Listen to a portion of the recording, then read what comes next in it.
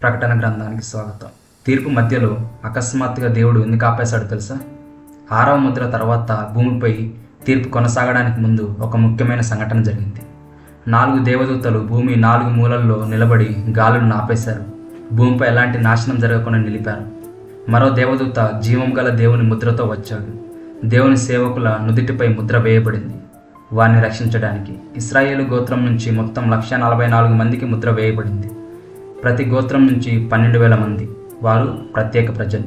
తర్వాత ఎవరు లెక్కించలేని గొప్ప సమూహం కనబడింది. ప్రతి జాతి, ప్రతి భాష నుంచి వచ్చిన ప్రజలు తెల్ల వస్త్రములు ధరించి దేవుని ముందు నిలబడి ఆరాధిస్తున్నారు. ఎవరో తెలుసా? వారు మహా కష్టకాలం నుంచి వచ్చిన వారు, తమ వస్త్రాలను గొర్రెపిల్ల రక్తంలో శుభ్రం చేసుకున్నవారు. వారికి ఇక ఆకలి లేదు, దాహం లేదు. దేవుడు వారిని కాపాడుతాడు. ప్రతి కన్నీరు తుడిచివేస్తాడు. దేవుడు తన ప్రజల్ని గుర్తిస్తాడు. తీర్పు మధ్యలో కూడా రక్షణ ఉంది. నీవు సిద్ధంగా ఉన్నావా?